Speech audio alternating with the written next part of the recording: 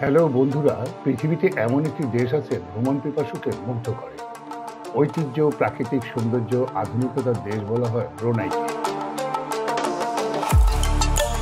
এমনকি দেশটির নারীদের রূপের সৌন্দর্য ধরে রাখতে খুব বেশি কষ্ট করতে হয় না। প্রাকৃতিকভাবেই সে দেশের নারীরা খুবই সুন্দরী। বয়স বাড়লেও মনে হয় 16 বছরের তরুণীর মতো। অন্যদিকে এদেশের ধনী পুরুষরা একাধিক বিয়ে করে থাকে। দেশটিতে তেল ও গ্যাসের আয়ে সম্পদের পাহাড়ে পরিণত হয়েছে। এমনকি দেশটির সুলতান প্রতি মাসে চুল কাটতে ব্যয় করেন 17 লাখ টাকা। লন্ডন থেকে নাপিত দিয়ে চুল কেটে আসে। ওখানকার শরিয়া আইন সব থেকে বড় শাস্তি হলো কুকর্মের জন্য ব্যথাঘাত ও পাথর ছুঁড়ে মারা। ব্রুনাই বাংলাদেশ থেকে হালাল মাংস ও মাছ পেতে চায়, আর বাংলাদেশ তেল সমৃদ্ধ ব্রুনাইয়ের কাছ থেকে জ্বালানি তেল কেনার কথা জানিয়েছে।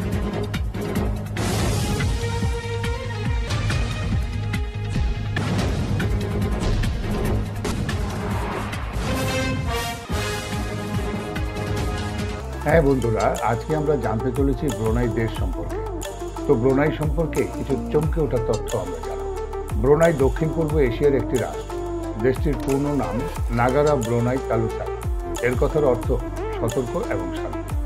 এটি একটি রাজতান্ত্রিক ইসলামিক দেশ। উত্তর দক্ষিণে চীন সাগর, বাকি সব দিকে মালয়েশিয়া। বন্দর সিটি বেগুয়ানের রাজধানী। দেশটির আয়তন 226 বর্গ কিলোমিটার। 2020 সাল অনুযায়ী ব্রুনাইয়ের মোট জনসংখ্যা ছিল 4,37,000 থেকে কিছুটা বেশি, যাদের মধ্যে প্রায় 1 লাখ রাজধানী এবং বৃহত্তম শহর বন্দর সিটি বেগুয়ানে বাস করে। ব্রুনাইয়ের প্রাচুর্যের কারণ হচ্ছে তেল ও গ্যাস।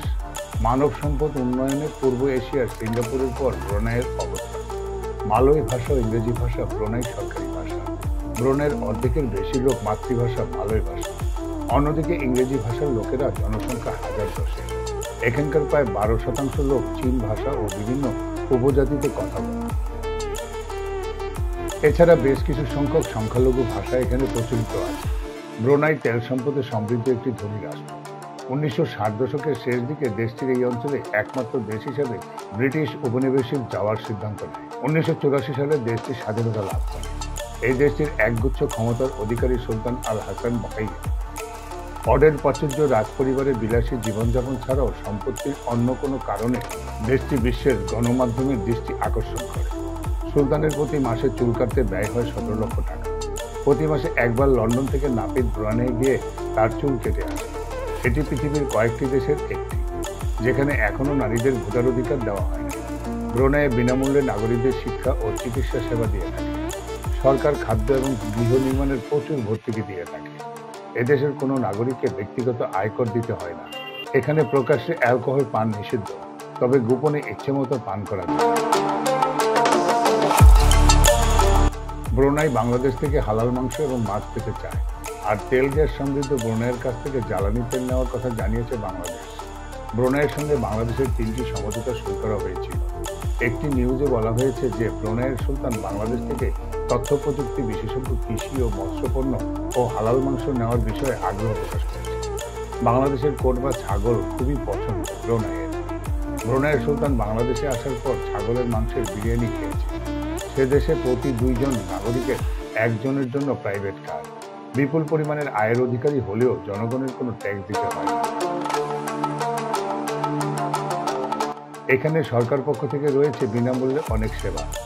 2019 সালের তালিকা অনুযায়ী ব্রুনাই বিশ্বের 5ম ধনী দেশ। দেশটির অধিকাংশ এলাকা ইন ফরেস্ট ঘেরা। এই দেশের শহরগুলি ভ্রমণ করলে সেই শহরের সৌন্দর্যে মুগ্ধ না হয়ে পারবেন না। বাংলাদেশের প্রায় লক্ষ লক্ষ লোক ব্রুনাইয়ে থাকে। তারা যে কোনো নানা রকম পেশায় জড়িত।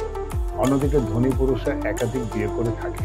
তবে নারী ও পুরুষ সম্পর্কের ক্ষেত্রে কঠোর কুকর্ম করলে এখানে ইসলামিক শরিয়া আইন অনুযায়ী সবচেয়ে বড় শাস্তি হল ব্যথাঘাত বা পাথর ছুঁড়ে মারা।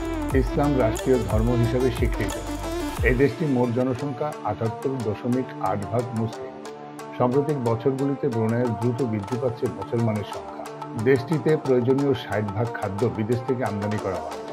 ইন্টারনেটে ব্রুনাই লিখে সার্চ দিলে প্রথমে ভেসে ওঠে একটি মসজিদ। এই মসজিদ বর্তমান ব্রুনাইয়ের প্রতীক। তার নাম সুলতান ওমর আলী সাইফুদ্দিন মসজিদ। এদেশে অর্ধেক মানুষ বাস করে রাজধানীতে। যারা ব্রুনাই ভ্রমণ করে তারা দেশটির নিরাপদ ও শান্তিপূর্ণ পরিবেশ দেখে মুগ্ধ হয়। ব্রুনাই হচ্ছে একমাত্র দেশ যার নাগরিকরা ভিসা ছাড়া চীন, রাশিয়া, সেনজেন, যুক্তরাষ্ট্র ভ্রমণ করতে পারে। ধনী গরিব, উঁচু নিচু সব বিভেদ বিভাজন সাথে নিয়ে ব্রুনাই তার নামের মতো সত্যি একটি শান্ত ও শান্তিপ্রিয় দেশ।